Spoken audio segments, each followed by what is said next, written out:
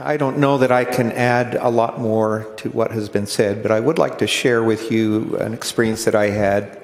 Participated in a number of meetings as part of the Assembly of State Legislatures. First meeting was convened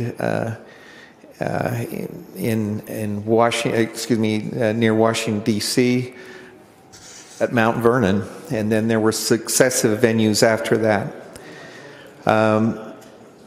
Part of that process as I engaged with other delegates from other states to try to talk about what a process or procedure would look like if we were to convene this convention, and we spent 2 or 3 days together talking about that.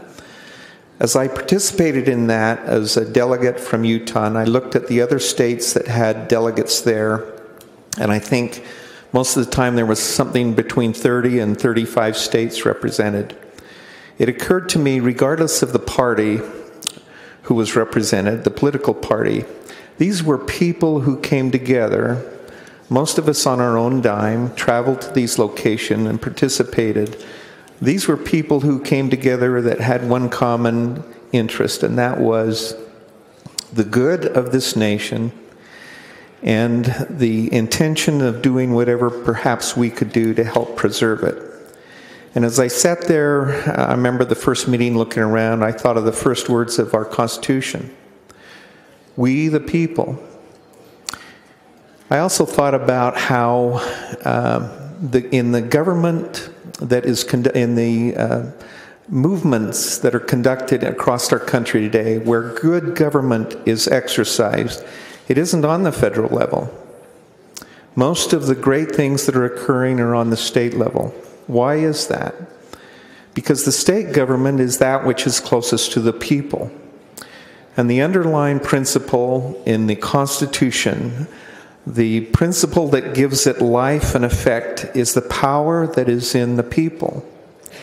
I'm not afraid of Article 5, and I'm not afraid of a convention. What I am afraid of is the time will come when we haven't done anything, when we haven't attempted to exercise any of our rights in our state legislatures to get control of a situation that is almost out of control.